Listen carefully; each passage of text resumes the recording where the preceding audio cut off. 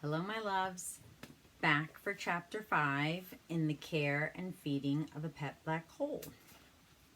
Chapter 5 is called A Beginner's Guide to the Care and Feeding of Black Holes. Sounds familiar, right? The title? I've never had a pet before. Well, I suppose that's not entirely true. I once had a pet fly, one of those metallic green types that always looks freshly born from a neon sign. The type that comes in your house and spends its entire life circling a dirty dish you left in the sink and bashing its head against the window. But this fly was different.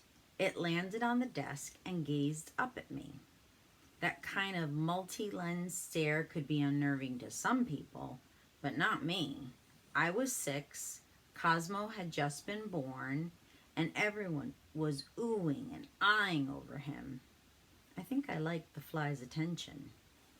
Maybe it was weird to keep a fly as a pet, but if you think about it, we humans have chosen some wild things as pets. Horses, raccoons, gorillas. I've seen it all. Don't even get me started on pet rocks.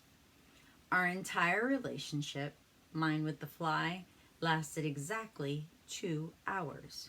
When the room became stuffy and I opened the window, my fly maneuvered so deftly and swiftly out of the window, I began to think his glass bashing and dizzy dish circling had been a trick and a means of escape. Without so much as a goodbye, I watched the metallic green atom zip away into a dusty sunbeam, never to return. I need every book you have on how to train a puppy, I said. I was standing in the library, fidgeting nervously. What was Larry eating in my room right at this moment was all I could think about. Larry was the name I'd given it, short for singularity, which I'd read is a place of infinite gravity at the heart of a black hole. Very clever, right?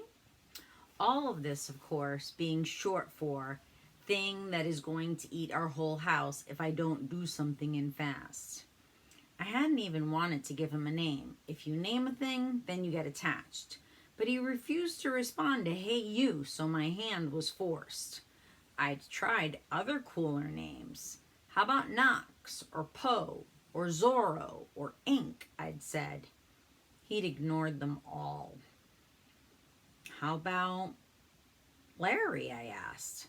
The black hole perked right up. Great, I said, rolling my eyes.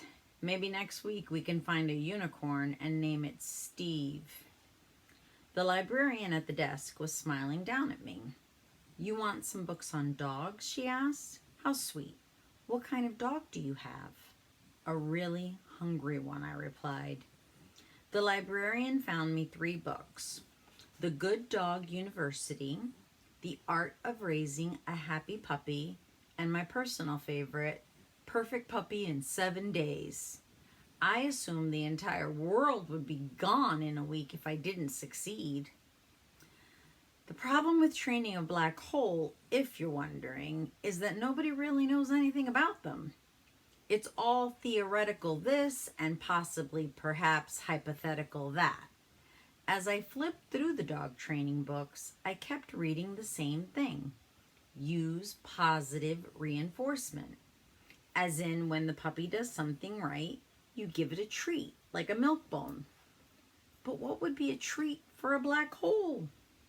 It turned out I was about to get my answer.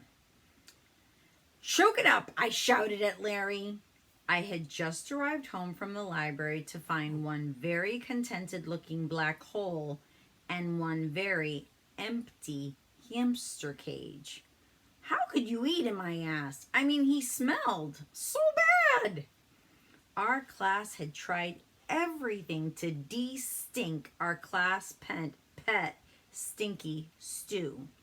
We cleaned his cage religiously. We bathed him, we groomed him, we even dabbed him with natural oils and perfumes like a tiny furry king.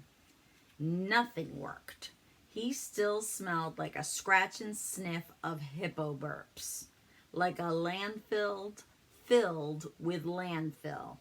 like a romantic bouquet of rotten eggs. And now this. I had been given the soul-breaking task of caring for that rank rodent for the entire school vacation, and I'd already let it get eaten by a black hole. How was I going to explain that to my class? Stinky Stew's little wheel creaked eerily in his cage, but there was nobody left to go for a run. And so, before I could get to Larry's training, I had to run all the way back to town, to the pet store, and buy a replacement hamster. Yikes. After I got home, Cosmo discovered me in the kitchen rubbing some gross cheese I had found in the back of the fridge all over new stew. "What are you doing?" asked Cosmo. "What does it look like I'm doing? I'm trying to stink up this hamster," I said. My nerves were obviously a bit frayed at this point. "Oh," Cosmo said with a shrug. He grabbed an apple and left. You can always tell a weirdo by the way they don't find weird activities the least bit weird. When I got upstairs, I put new stew in Stinky Stew's vacant cage and collapsed on my bed in a puddle of exhaustion. "Don't take this the wrong way," I said to the black hole, "but you are roughly an infinite amount more work than a pet rock." Larry had already crept over to New Stew's cage and was staring. His eyes look just like a toddler's when they see something they want. In fact, they looked a lot like Cosmo's had when he was small and saw something soft and cuddly he wanted to hug. This gave me an idea for our training. I went and got New Stew out of his wood chip nest, and I held him a short way away from Larry. "Look how soft he is," I said. "Ooh, don't you just want to snuggle him?" I stroked New Stew like a game show host showing off his prize. "If you're lucky, you could take home this brand new hamster." Well, Larry looked like he was about to faint from wanting that hamster so badly. He looked so stricken, I actually started to feel kind of bad. "Sorry, you can't eat the hamster," I said. "But can you sit?" Larry looked like he was computing, and then to my surprise, he did sit. Well, he flopped lower to the ground and stayed still at least. For a moment, I forgot what I was dealing with and reached out to give Larry a congratulatory pat. He closed his eyes and leaned in like a purring kitten. But when I touched him, my hand momentarily vanished. "Ack!" I shouted, jumping back, staring at my hand. Larry looked sadder than ever, and that's when it struck me. He didn't want to eat New Stew. He wanted to cuddle him. Larry had never been touched in his life, not once, never hugged or held. How could he, being a black hole and all? That, I realized, was why he loved soft things so much. He wasn't hungry. He wasn't bad. He just wanted something to love. Boys and girls, isn't that the truth? We all just want something to love, right? Should I go on? Chapter 6 isn't very long. I'll continue. Chapter 6, The Time Traveler. I don't have many friends. Truth be told, you can take away that M because I don't have any friends, actually. Cosmo does because he's 5, and kids that age just whirl around together on the playground like chaotic galaxies. And Mom does because she's a member of so many clubs: knitting, recipes, falconry, sport fishing. So the only conclusion is this: I inherited my lone wolf tendencies from you. Like father, like daughter, I suppose. But Larry was different. It didn't matter particularly what I talked to him about. He never replied, and he liked me, just like that, without me having to impress him or pretend to care about magic 8-ball predictions or a new dance craze. He liked me so much that every night while I slept, he would settle down and sleep at the foot of my bed. He was there every morning just staring at me like I was the best, most interesting thing in the universe. It felt pretty good. To be honest, it felt a little like you were here again. I even showed Larry our constellations. I had lied to Mom when she asked about them a few weeks after we had said goodbye to you.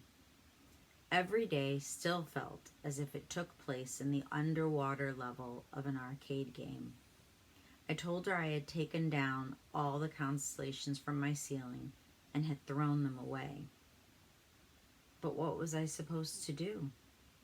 "Hey, Bug," she had said, "I was thinking maybe we could do something together today." "Something like what?" I'd asked. "Well, I was thinking," she said, "that we could make up some constellations." The constellations, yours and mine. You had brought home the packages of glow-in-the-dark stars the first week we moved into this house. We spent hours deciding how to organize them on the ceiling.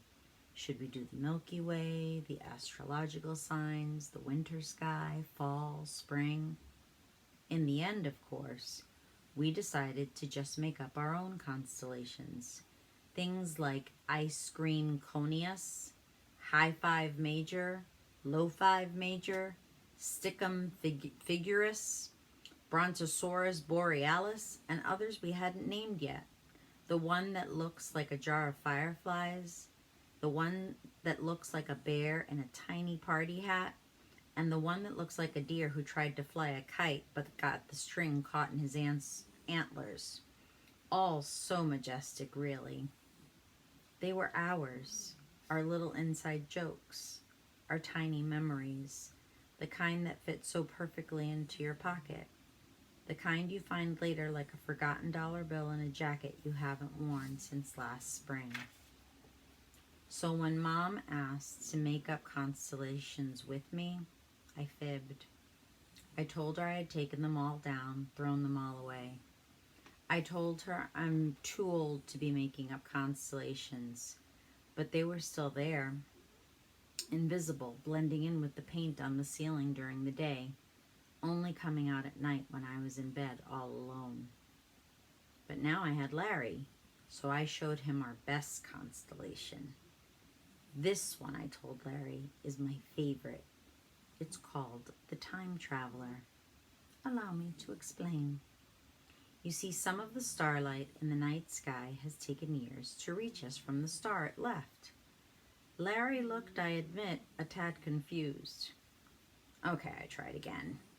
So light travels at about 670 million miles per hour, which, since you can't drive, I'll just tell you is super fast. Stars are so far away that even light from the closest star to Earth, named Proxima Centauri, is 4.24 light years away from us. Do you understand what that means? It means that it takes 4.24 years from when the light leaves Proxima until it reaches our eyes. Some are way farther away. One of the most distant stars we can see without a telescope is Deneb in the constellation Cygnus, which is almost 3,000 light years away. The light we see from Deneb started its journey to us when ancient Rome was just a few houses with thatched roofs. Larry's eyes seemed to widen with wonder. Think about it, I said. By the time we actually see a star, in the years that it has taken the light from that star to reach us, that star might be dead, might have totally exploded. What I'm saying is, the world is full of dum-dums standing around making wishes on stars that might not even exist anymore. I could almost see laughter in Larry's eyes. So my dad and I decided to make a constellation of stars from different distances. Some might still be around, some might be gone. The night sky isn't a single moment in the universe. It's a patchwork of time. That's what my dad used to say. And that's how he came up with the name, the Time Traveler. I always thought that it looked a little bit like me. Larry gazed up entranced. I wanted to hug him then, to cuddle him like a real pet, but I couldn't. I knew what would happen, that my hand, my head, and then my whole self would disappear inside. So instead I wondered what I would do if I could time travel, where I would go. I think the answer is probably pretty obvious. But what would I say to you if given another chance? I wasn't sure. I guess I thought as I floated off to sleep, I'd start with a real humdinger of a joke. The end of chapter 6. And here are the constellations that she and her father created. Ice Cream Conius, Stickum Figurius. So, we learned some more about her relationship with her father. Sounds like it was really special. We also learned that she didn't have any friends, which I'm not so sure about. What do you think? So that was chapter 5 and chapter 6. She lost Stinky Stew, had to get new stew, and then she came to the realization, she had like an aha moment. She realized that what the pet black hole wanted was what we all want. To be loved, right? See you soon, my loves. Enjoy.